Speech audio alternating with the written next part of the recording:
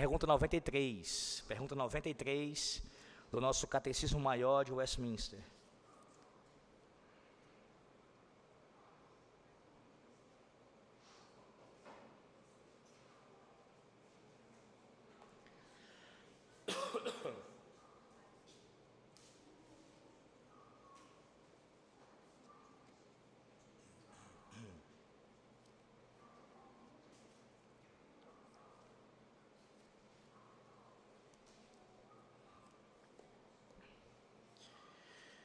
Pergunta 93, eu lerei a pergunta e os irmãos leem a resposta.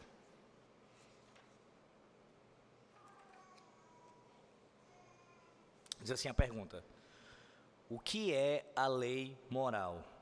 Resposta: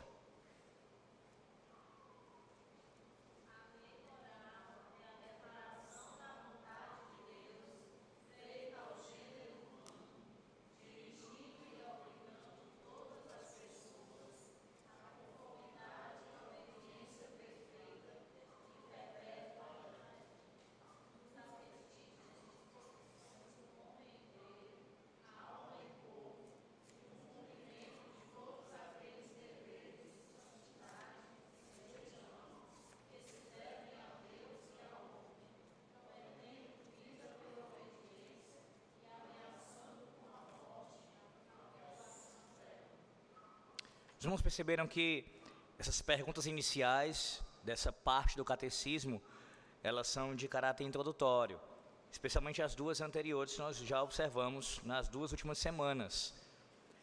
Mas agora, na pergunta 93, ainda de certa forma, se introduzindo o assunto da lei moral, o nosso catecismo ele vai ser mais específico. Agora, o que ele está fazendo aqui é trazer a definição de lei moral. E nós bem sabemos que para que haja a compreensão de qualquer assunto de forma adequada, sempre é necessário que haja a definição dos termos. Sem a definição correta dos termos, nós não temos como ter uma compreensão adequada acerca de qualquer assunto que estivermos falando. Na verdade, essa é uma das razões, e via de regra, uma razão já basilar, inicial de qualquer discussão, que você observa que ela não está bem orientada. Pessoas que debatem sobre certas questões sem a definição correta dos termos. E aí, por vezes, você terá uma pessoa, um oponente ali no debate, falando sobre algo, por exemplo, fazendo uma crítica sobre certa questão, sendo que na cabeça daquela pessoa a definição é uma, enquanto o seu adversário ele está falando na cabeça dele do mesmo assunto, mas com uma outra definição. Então perceba, há necessidade para que haja uma instrução correta, sempre a definição dos termos, o que as coisas significam. E o nosso catecismo, como não poderia ser diferente, ele é preciso também quanto a isso. Logo aqui ele vai trazer a definição do que é a lei moral. Então, para ficar bem claro, a pergunta 93 vai, com a sua resposta, definir o significado de lei moral. Em síntese, sim, mas é uma definição aqui que a teologia reformada, a teologia puritana, ela nos traz à luz da palavra de Deus. Então veja, vamos por partes, como sempre fazemos aqui. Primeiro veja o início da resposta, usando aqui uma outra tradução, mas que é semelhante ao que vocês acabaram de responder. A lei moral é a declaração da vontade de Deus à raça humana, aos homens. Vá lá para Deuteronômio capítulo 5. Deuteronômio capítulo 5, por favor. Abra o texto sagrado. E eu peço que você leia. Quem encontrar pode ler em voz alta. Do versículo 1 ao versículo 3. E perceba como a lei moral de Deus, ela exige a obediência. Do versículo 1 ao versículo 3.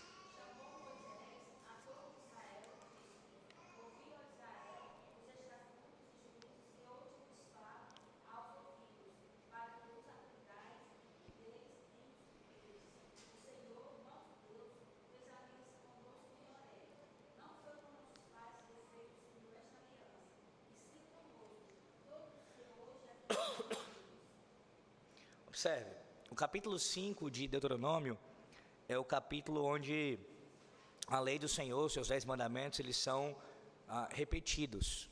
Os irmãos devem lembrar que, biblicamente falando, eles aparecem listados, primeiramente onde? Em Êxodo capítulo 20, que normalmente é o texto mais citado acerca dos 10 mandamentos. Mas nesse capítulo 5, você tem também a repetição da lei.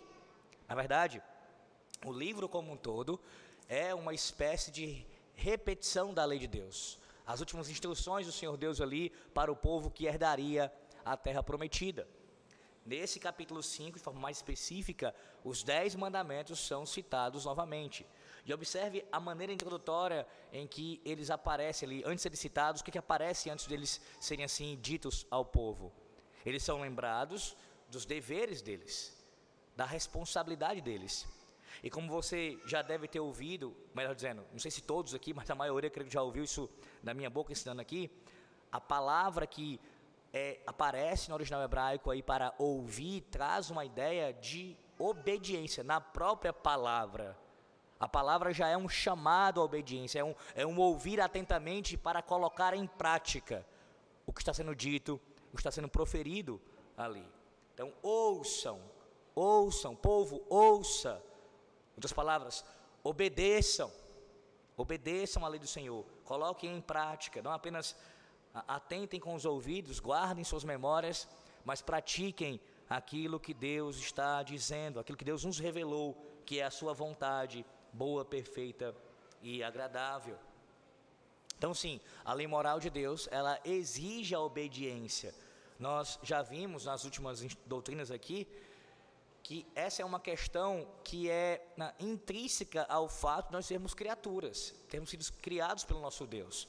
Uma vez que Ele é o nosso Criador, a consequência lógica e necessária disso é que nós devemos obediência ao nosso Deus. Ele é o nosso Criador. Então não tem como você romper com isso. A falta de obediência ao Criador é necessariamente uma transgressão. É uma desobediência, é um ataque, uma afronta à sua autoridade, à sua soberania. Por quê? Porque na condição de criaturas, naturalmente, nós já devemos servi-lo. Mas nós também vimos que há uma segunda razão por que nós o servimos. Nós que somos seu povo, somos criaturas dele, mas também somos seus redimidos, aqueles que foram redimidos pelo seu sangue, no caso do sangue do seu Filho, nosso Senhor Jesus Cristo. Então nós somos obrigados a obedecer à lei moral, porque fomos criados por Deus, somos suas criaturas, mas também porque somos o seu povo redimido. Então, porque nós também provamos a salvação, devemos também obediência à lei do Senhor. Mas, tratando do ponto aqui que eu estou destacando, a lei, por ser já em sua essência, em sua própria natureza, um código moral, de retidão, de santidade, e intrinsecamente a própria lei, ela exige obediência de toda criatura. E mais do que isso, pois ela é uma expressão fiel do caráter santo do Senhor, nosso Deus. Ainda nesse capítulo 5, quero que você leia agora do versículo 31 ao versículo 33. Do 31 ao 33.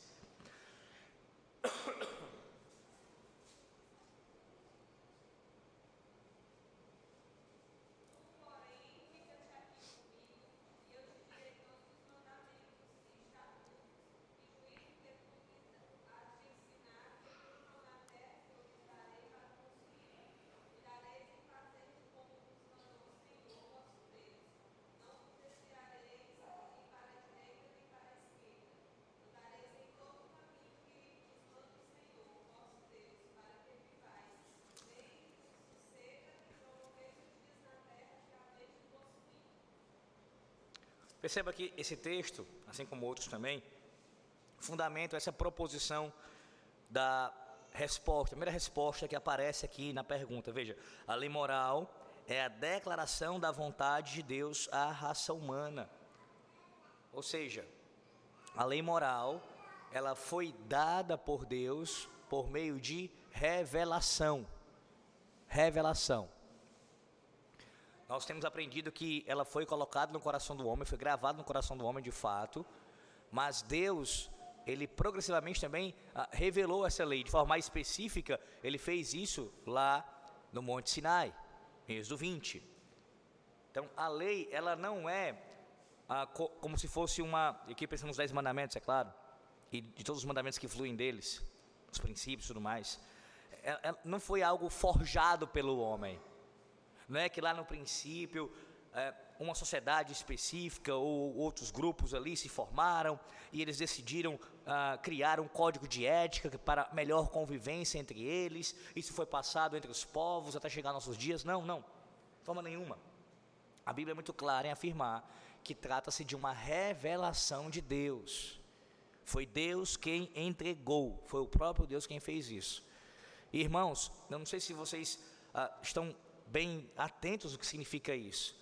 Porque veja, se foi o próprio Deus quem entregou, então isso implica em ser a revelação da sua própria vontade, que é o que diz nosso catecismo. É a revelação da sua própria vontade. Não é somente no sentido de que isso será bom para o homem.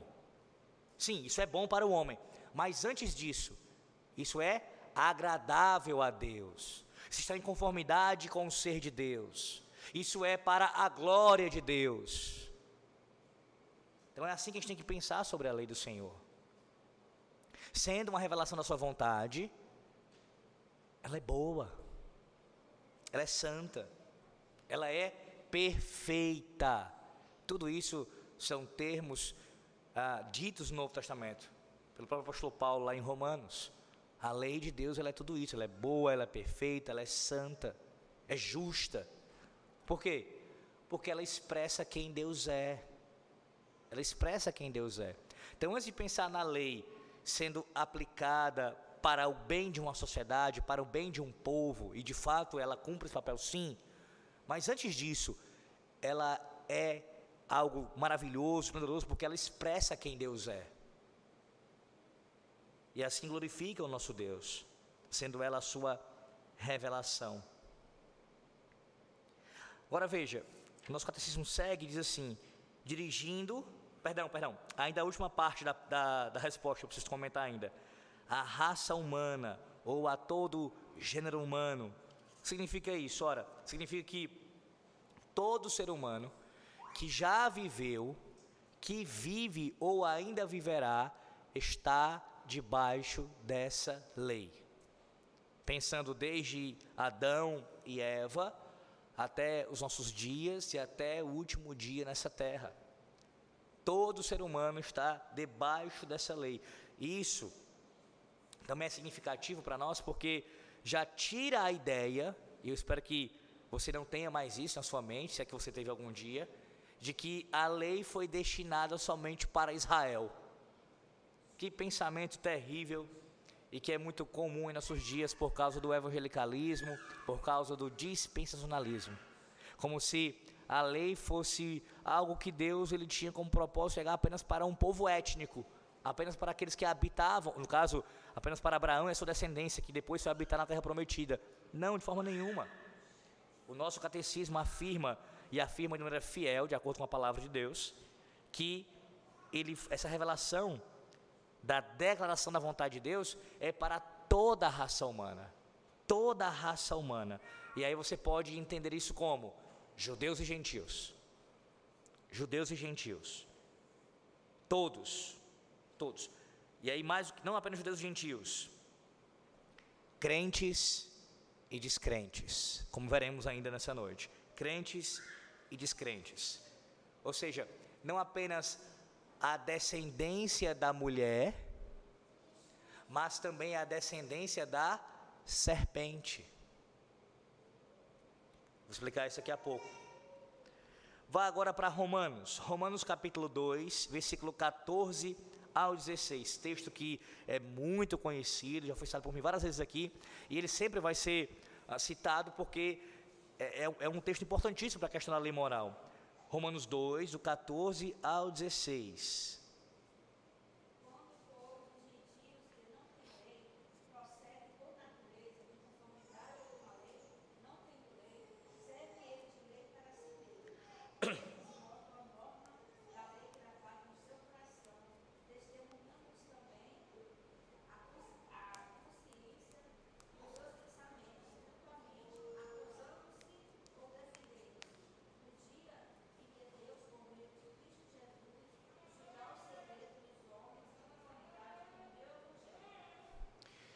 O capítulo 1 de Romanos, Paulo já foi muito claro em falar da condição daqueles que não conhecem a Cristo, estão distantes do Senhor, e o que vai acontecer com eles se eles não crerem no Evangelho. Uma vez que a revelação geral, natural, ela é suficiente para condenar, por mais que alguém nunca tenha ouvido falar do Senhor Jesus Cristo, essa pessoa, ela tem tanto a revelação de Deus na natureza, na criação, bem como também a lei de Deus gravada no seu coração. E agora, Romanos 2, o texto que vocês acabaram de ouvir, sendo lido, ele é explícito também a afirmar isso. Qual é a ideia aqui de Paulo? O Espírito Santo usando o apóstolo Paulo aqui. É que, naquele dia, por mais que alguém não tenha ouvido de forma explícita o Evangelho, alguém falando para ele sobre a vida, a morte, a ressurreição de Cristo, essa pessoa, se ela morrer nos seus pecados, ela será assim condenada, e uma das razões para isso é porque a lei de Deus estava gravada no seu coração, na sua consciência, falando contra ela, apontando os seus pecados. Então, como diz o apóstolo Paulo em Romanos 1, não há pessoas que sejam desculpáveis, todos são indesculpáveis ou inexcusáveis. A revelação geral, natural, e a lei gravada no seu coração. Deixa eu ser mais claro com relação a isso, porque é provável que você já tenha ouvido o seguinte argumento, que é bem comum entre hereges, falsos profetas. Eles dizem o seguinte, que há pessoas, não poucas, que serão salvas sem nunca terem ouvido falar do Evangelho. E como é que vai ser esse julgamento com relação a elas? Como é que Cristo vai julgá-las? De acordo com a luz que elas receberam. Então veja, essa pessoa, ela nunca teve contato com o Evangelho, mas ela recebeu alguma coisa, algum vislumbre, do tipo, ela viveu numa religião, ainda que uma religião falsa, tá? E nessa religião tinha fragmentos da verdade lá, presentes. E ela de alguma maneira conformou a vida dela, a moralidade dela, àqueles princípios daquela falsa religião. Pois bem, segundo essas pessoas poderão sim ser salvas, porque elas tiveram essa conduta. Elas tinham alguma ideia de divindade, criam de alguma maneira que havia um Criador, de certa forma reconheciam a necessidade também de ter uma vida mais correta, mais justa, e tentaram se conformar a esses princípios aos quais elas foram ensinadas. O problema é porque elas não tiveram a oportunidade de conhecer o Evangelho como de fato ele é. E aí um dos textos utilizados para isso é Romanos capítulo 2, versículo 14 a 16. Eles interpretam de forma equivocada esse texto. Não é isso que o texto está dizendo. É exatamente o contrário. O texto está falando de condenação. Porque a lei está gravada no coração, estes serão condenados. Se não se arrependerem, se não crerem no Senhor, serão condenados. É isso que diz o texto. Então percebe, quando você tem o catecismo falando assim, a lei moral é a declaração da vontade de Deus à raça humana, você pensa aqui de forma abrangente, ou seja, não é apenas para uma etnia, é para todos os povos, sem exceção, mas também isso abrange a questão espiritual, não é apenas para os redimidos. A lei moral, ela é aplicada e ela vai ser ali aquilo que vai ser usado como a vara de medir para todos. Os descrentes também serão julgados pela sua falta de conformidade à lei. Então, eles também deveriam obedecer. Então, não importa se é ateu, se é agnóstico, o que ele for, será julgado pela lei de Deus. Agora, claro, nós crentes também estamos obrigados a viver uma vida de obediência à lei moral. Mais uma vez, nós somos salvos, e eu já falei isso outras vezes aqui, mas eu preciso repetir. A ilustração é a seguinte: nós ouvimos a declaração da vontade de Deus revelada na sua lei, e olhamos para nossas vidas e contemplamos, eu não alcanço esse padrão. A lei de Deus, quando ela é proclamada a mim, aos meus ouvidos, eu ouço e digo, eu não posso obedecer perfeitamente essa lei. Eu sou incapaz, eu sou um pecador. E aí, a lei nesse sentido me guia para o Evangelho, para a pessoa de Cristo e para a sua obra.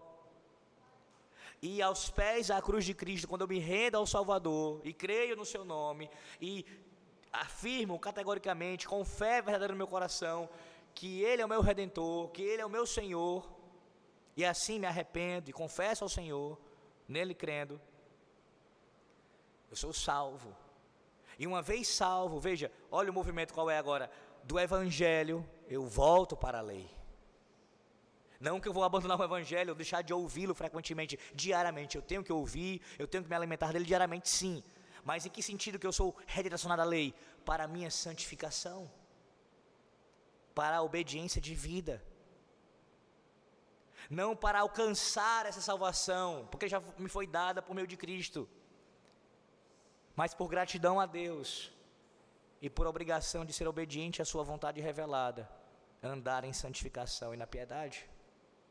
Lei e Evangelho juntos, sendo constantemente anunciados publicamente e também individualmente ao meu coração, eu alimentando a minha alma com essas verdades, de que eu não posso cumprir a lei perfeitamente, que eu dependo de Cristo, da sua obra, e isso me traz consolo, ânimo, renova minhas forças, eu descanso na sua obra, na sua pessoa bendita, mas ao mesmo tempo isso me impulsiona a uma vida de obediência, de santificação à sua lei, à sua lei.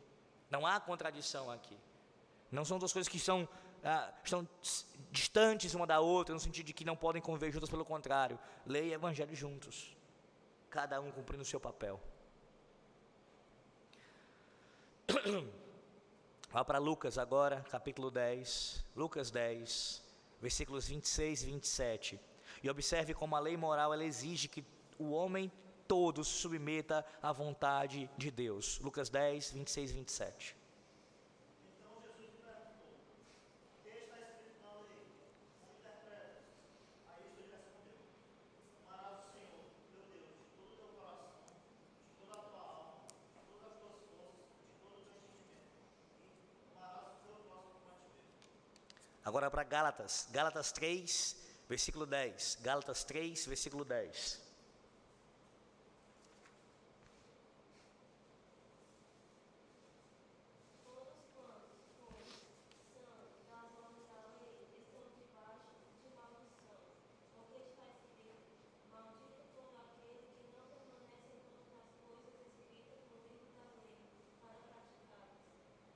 E agora, 1 aos Tessalonicenses, capítulo 5, versículo 23. 1 aos Tessalonicenses, capítulo 5, versículo 23.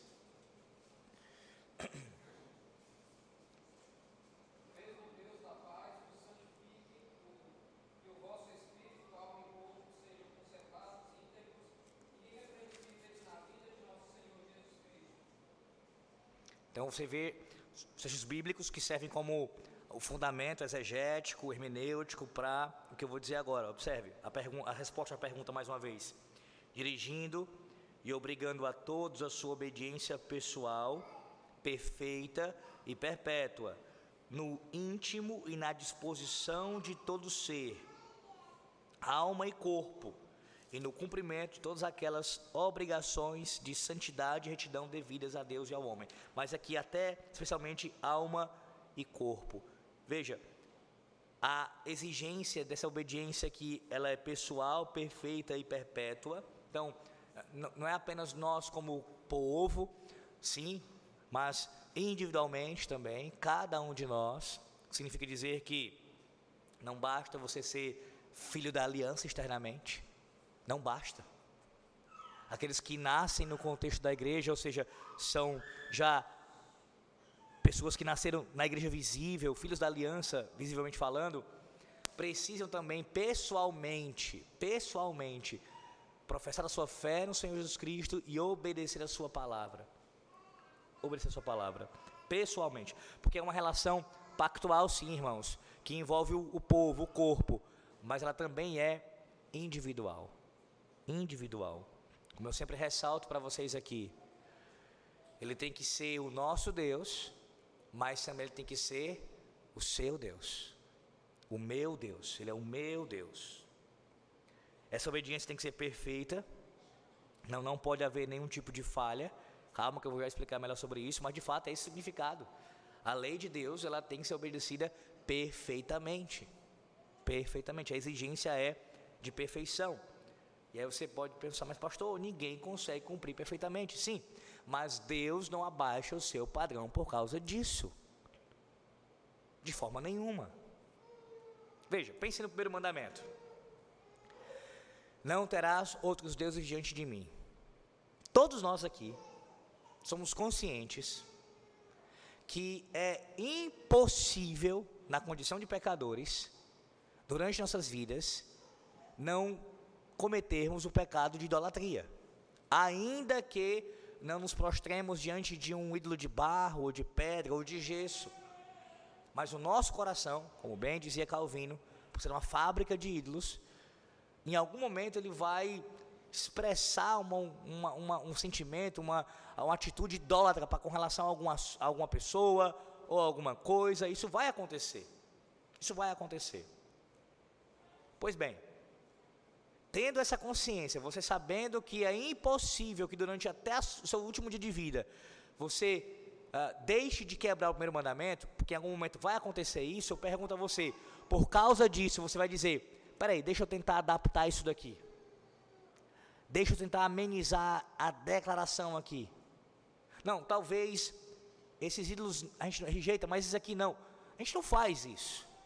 Qualquer crente, por temor a Deus, não faz, conscientemente não faz isso. Nós sabemos que essa é a exigência e é isso que nós devemos fazer. No caso, não ter outros deuses diante do Senhor. Não podemos fazer isso. Certo? Então é perfeição. Agora foi o que eu acabei de explicar para vocês. Uma vez conscientes de que nós não alcançamos esse padrão mais, por quê? Porque nós caímos juntamente com nossos pais, Adão e Eva, nós recorremos a Cristo, àquele que obedeceu perfeitamente, que nunca transgrediu um mandamento sequer, e nele pomos a nossa fé, a nossa esperança, e descansamos.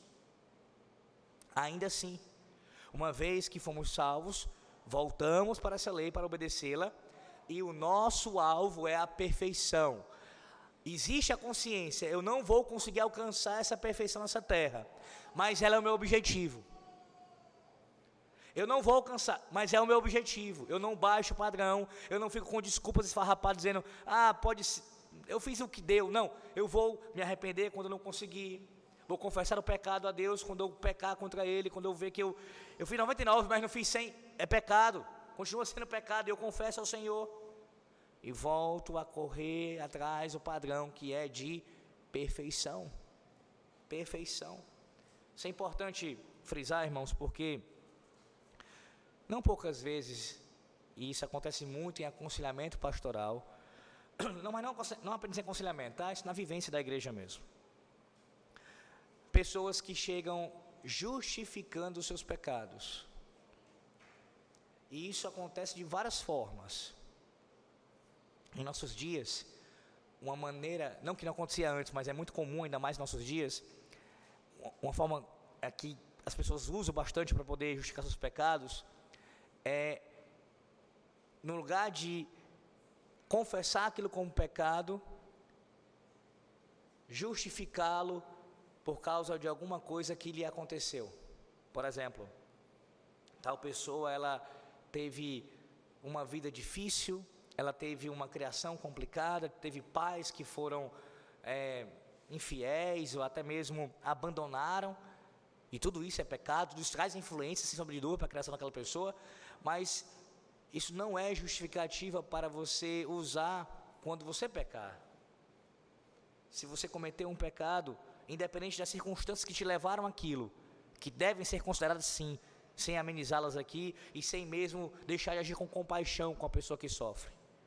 Mas ainda assim, em última instância, se você cometeu o pecado, você confessa como pecado. E não diz, eu fiz por causa disso. Isso não é diferente do que Adão e Eva fizeram no Éden. quando foram expostos.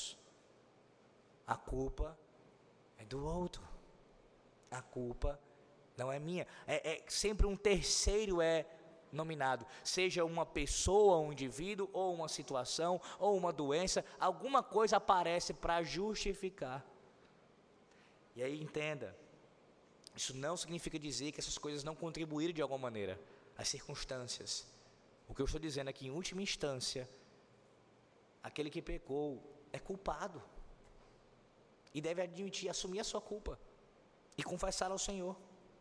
E não baixar o padrão da lei. E não tentar conformar a lei à sua pecaminosidade. Eu vou tentar aqui encaixar na minha maneira de viver. Não, você é quem se conforma ao padrão de Deus. À lei de Deus. É assim que se faz.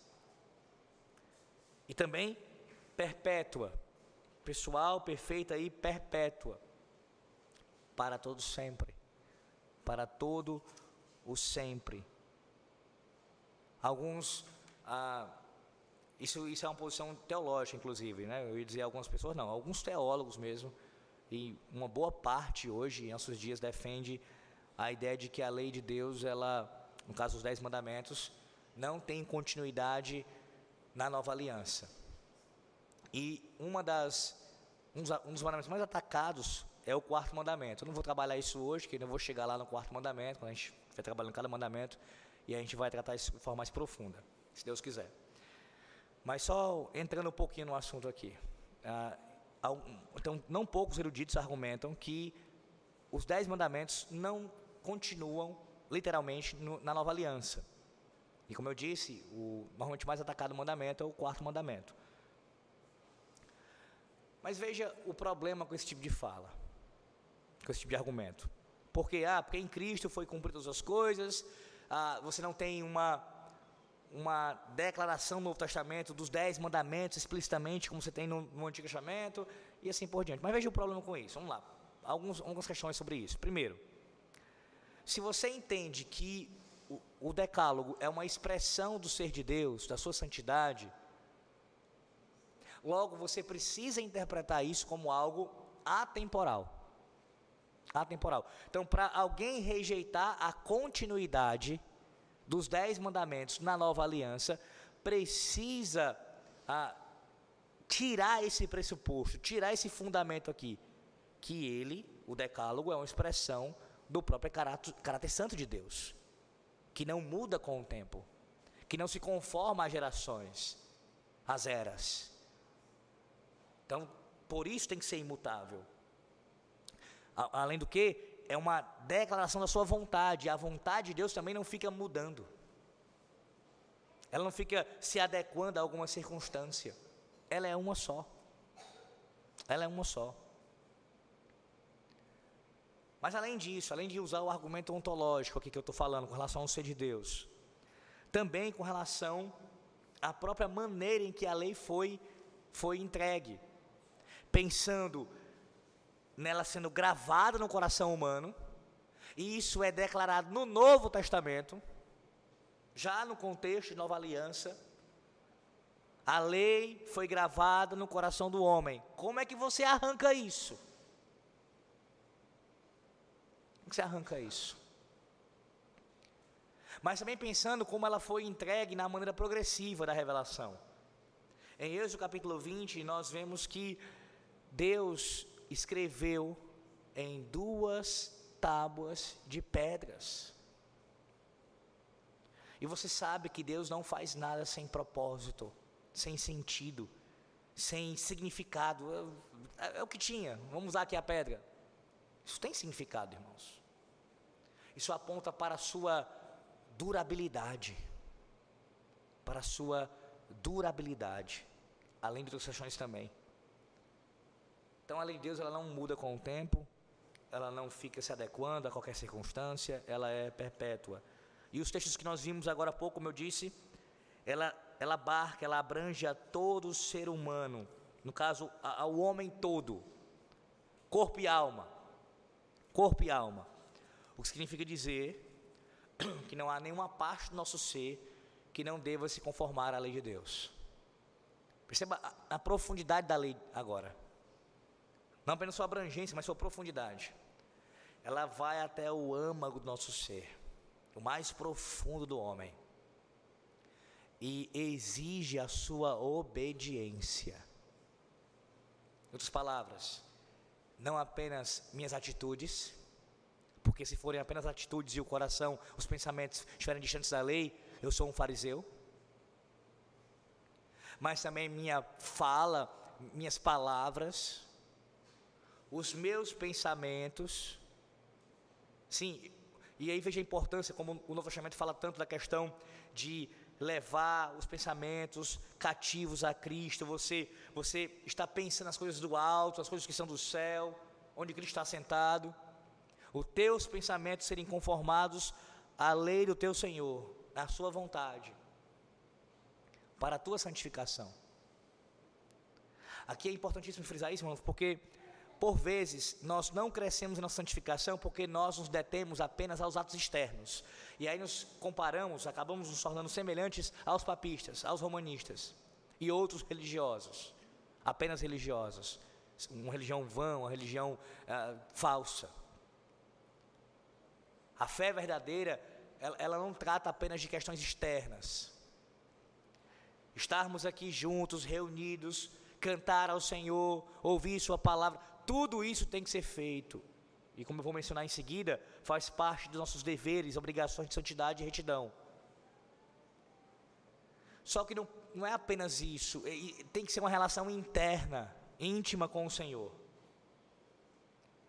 E aí, por que acontece muitas vezes um problema na nossa santificação? Porque por mais que você erga a sua voz e ore, por mais que você esteja lendo a Bíblia, ou ouvindo uma pregação, tudo isso maravilhoso, correto, mas veja, se você ficar apenas nisso e não alimentar os teus pensamentos, e não conformar os teus pensamentos, o teu coração, à lei, haverá aqui uma desassociação. Externamente você está ali demonstrando alguma coisa, alguma atitude, algum ato nesse sentido, mas internamente o coração está longe de Deus. E como eu disse, isso não passa de hipocrisia, farisaísmo. É o homem todo. Agora veja, o catecismo fala que é corpo e alma. Significa dizer que nossos corpos também devem se conformar à lei de Deus. Como veremos quando chegarmos ao 5º mandamento, ao 6º mandamento, ao 7º mandamento, o corpo também deve estar em obediência a Deus. Em obediência a Deus. Isso envolve a nossa adoração a Deus, que também é física, mas até mesmo o próprio cuidado com o nosso corpo, o cuidado com o corpo do outro, a vida do outro, e assim por diante. Mas a gente vai ver isso mais à frente. Apenas para já salientar aqui, todo ser, corpo e alma, vontade, intelecto e afeições, tudo conforme a lei do Senhor Deus. Na sequência, eles dizem assim, nossos pais: e no cumprimento de todas aquelas obrigações de santidade e retidão devidas a Deus e ao homem, prometendo vida se cumprida e ameaçando de morte se quebrada. Abra sua Bíblia agora em Lucas 1, versículo 75. Lucas 1, 75.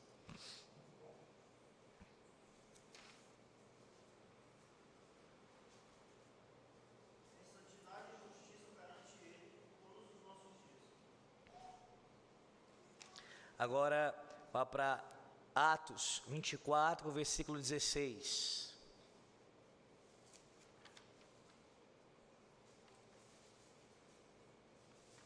Por isso também me esforço por ter sempre consciência pura diante de Deus e dos homens. Veja como esses textos expressam aqui a ideia de santidade e retidão do catecismo. Isso envolve tanto para com o nosso Deus, a relação, mas também para com o homem. Alguém pergunta, mas pastor, existe também, nós também devemos algum nível de dever, de obediência, no caso de mandamentos ligados à nossa relação com o homem? estritamente falando, toda a nossa obediência à lei está relacionada ao Senhor Deus. Mas sim, quando nós falamos da nossa relação com o próximo, é nesse sentido. Pensando aqui do 5º mandamento ao 10º, a segunda tábua da lei. Quando Jesus resume, ama o teu próximo como a ti mesmo. Você faz isso em cumprimento à obediência à vontade de Deus. Então, em última instância, é ao Senhor quem você está obedecendo. É cumprindo a sua lei. Mesmo quando isso envolve o outro, o seu próximo. Então, existem deveres para com o seu próximo, de santidade, retidão, de amor. Mas isso é por conta da sua submissão a Deus. E é exatamente assim que o decálogo está disposto, né, irmãos? A sua estrutura. O 1º ao 4º mandamento, a nossa relação diretamente com o Senhor Deus. E do 5º ao 10º, a nossa relação com Deus sim, mas vista sob a perspectiva da nossa relação com o próximo, com o homem, com o nosso semelhante. Então o decálogo inteiro é nossa relação com Deus. Só que a segunda parte do decálogo é essa relação sendo vista no nosso amor pelo próximo.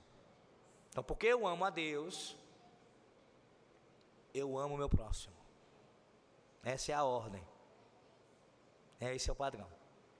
E aí o catecismo termina dizendo, tanto com relação à promessa de vida, se cumprida, a lei, e a ameaça de morte, se quebrada. O que vem à sua mente? A primeira coisa que vem à sua mente quando você escuta essa resposta do catecismo. Eu espero que não seja a primeira coisa, pelo menos não deveria ser. Deuteronômio 28. Deve vir também à sua mente. Mas antes disso, o que vem à sua mente? Gênesis capítulo 2. E capítulo 3 também, é claro. Por quê? Porque o catecismo está dizendo aqui, está diretamente ligado com o que Deus disse a Adão. A Adão. Deus disse a sua criatura, a Adão, ao primeiro homem, que se ele comesse do fruto que ele disse que não poderia comer, da árvore do conhecimento do bem e do mal, ele certamente morreria. E eu já expliquei aqui para os irmãos que se Adão tivesse obedecido a Deus, passado no teste, que nós não sabemos quanto tempo duraria e quantas vezes seria tentado, mas se ele passasse no teste, fosse obediente, por inferência nós tiramos isso do texto e da própria relação pactual, do conceito de pacto e da revelação progressiva, que Adão teria herdado vida. E vida no contexto pactual é vida eterna. De obediência a Deus perfeita para todo sempre, sem a possibilidade de pecar. Então os termos aqui que o nosso catecismo está citando, são tirados lá do princípio, começa ali. Então primeiro você tem que pensar, obediência à lei, vida, quebra da lei, morte. Pensa logo lá na relação inicial entre Deus e o homem, a relação do pacto. A forma de falar do catecismo aqui é uma maneira pactual. Não pode ser diferente, claro. Todo o catecismo é pactual. Mas em alguns momentos ele é ainda mais explicitamente pactual. Como é o caso aqui. E aí você pensa, mas pastor, é possível que alguém hoje em dia obedeça perfeitamente à lei de Deus? É claro que não. Desde a queda de Adão, nenhum homem, a não ser um só, uma exceção, que é o Filho de Deus, obedeceu perfeitamente a lei de Deus. Todos os homens pecaram, como diz Romanos 3, 23. Todos pecaram, inclusive Maria. Inclusive Maria. Eu ressalto isso porque os irmãos sabem, pelo menos já tomaram conhecimento, já ouviram falar da doutrina da Imaculada Conceição, de que Maria foi concebida sem pecado. Uma doutrina que é recente na história da igreja, se for observar isso, e é herética, pois nega a depravação total de toda a raça humana, fazendo aqui uma exceção além de Cristo, e é um ataque à própria pessoa e obra de Cristo. Todos pecaram, ninguém pode obedecer à lei de Deus perfeitamente. Mas de fato, quem obedece alcança vida. Foi exatamente o que o Senhor fez como nosso representante. Não para ele alcançou vida, para nós, como nosso representante, obedeceu perfeitamente a lei e para nós nos deu a recompensa de vida eterna. Pelos seus méritos, pela sua obediência. E aí você tem a sequência. Quem quebra, recebe morte. Aí você fica pensando, mas pastor, Cristo obedeceu perfeitamente. Como ele pode ter morrido? Porque a morte não é uma consequência do pecado?